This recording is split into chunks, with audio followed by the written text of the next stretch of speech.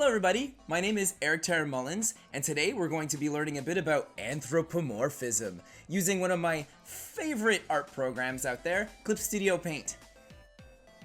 So first things first, what is anthropomorphism? Well, it's when you give human characteristics to something that wouldn't usually have them, like putting a human face on a pencil, or making a book have hands and arms and walk around and do things. So for today's mashup, I'm going to do one with a bumblebee, because I love bumblebees. So here we have our cute little bumblebee at 0%. This means there's no human attributes whatsoever.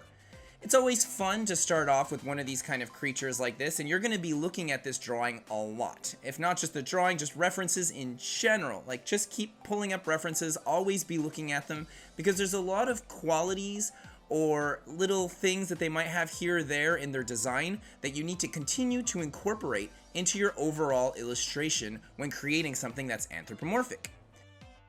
Now you see me currently sketching out a human. This is 100% not anthropomorphic. However, I'm going to give her kind of like either superhero clothing or a very fashionable design that gives off that bumblebee look. But this has no anthropomorphic values to it whatsoever. It's just a human wearing a costume. The costume may have attributes that resemble the bee, but it doesn't make the human in question anthropomorphic.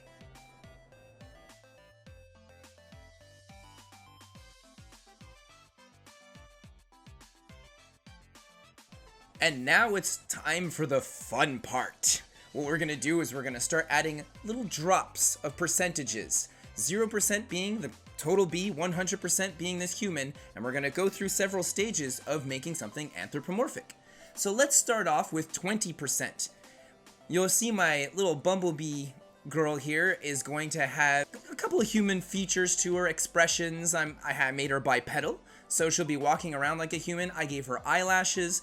So when you're adding in little things like this, it doesn't need to be a lot. There are a lot of cartoons and TV shows that do these kind of attributes for their characters that are anthropomorphic. And this is 20%. 20% is pretty fun. Anything a little under this or a little over this, it all kind of jumbles up to being the same sort of thing. 20% is done. So she kind of looks like someone that could fit in a children's cartoon show, maybe a role-playing game, pet, or friend that you could communicate with.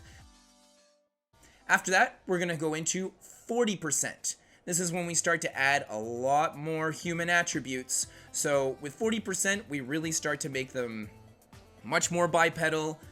I'm going to keep with the extra arms for now. I think that's cute and it works for that kind of percentage. She has a lot more expression and she's able to hit a lot more human emotions.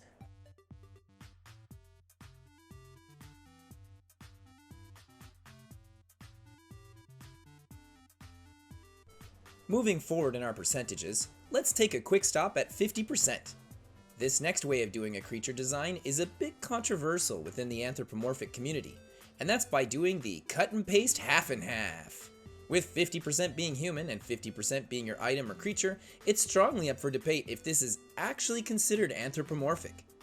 I personally think that in order for something to truly be anthropomorphic, with this bee girl as an example, I would have to add bug features to the human half or human features to the bug one, like adding little antennas, bug eyes, or extra arms. Perhaps for the bug part I could give her creepy human hands.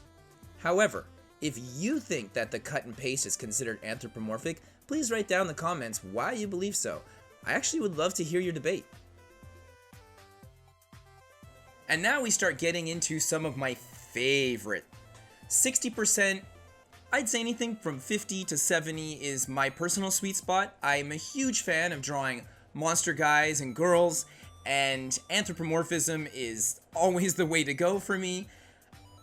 And this is just fun. I find things are a little more monstrous. You can be a little more creative with your designs.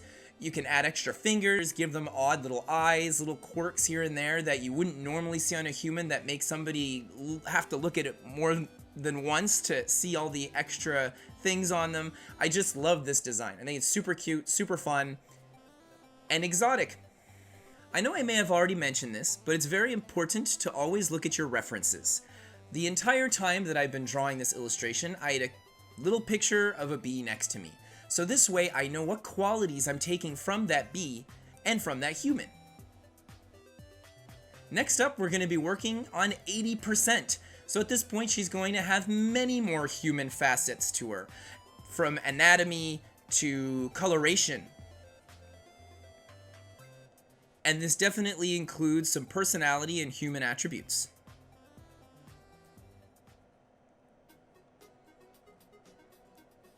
You may have noticed that I have a sketch that I'm doing a sketch on top of. This is because today's video is all about anthropomorphism, not necessarily about anatomy, structure, character designing, or posing.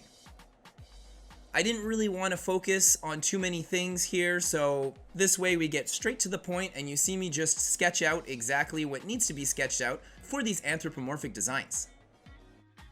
And we are done with 80%. She's looking super cute. So 80% is a pretty good number as well. This is what you'll usually see fox girls or cat girls drawn as in a lot of different social medias, where they just have the ears. Sometimes they even have human ears at the same time, so they're very human at this point. And now we can take a step back and just look at all of them, from 0% human to 100% human, and everything in between. Which one's your favorite and why? I would love to know. And keep in mind that you can actually add these kind of attributes and slowly adding percentages to anything. It doesn't just have to be a bumblebee, it can be any kind of creature, any kind of object. You just have to do a bunch of sketches while looking at your source material to make sure to always keep all of those attributes in place within your initial drawing and design. Thank you very much for watching. I super appreciate it. Have an awesome day. Thank you to Clip Studio Paint, and I'll be seeing you. Ooh, one last thing to mention. Don't forget to follow me on my social medias. Are they over here? Bye now.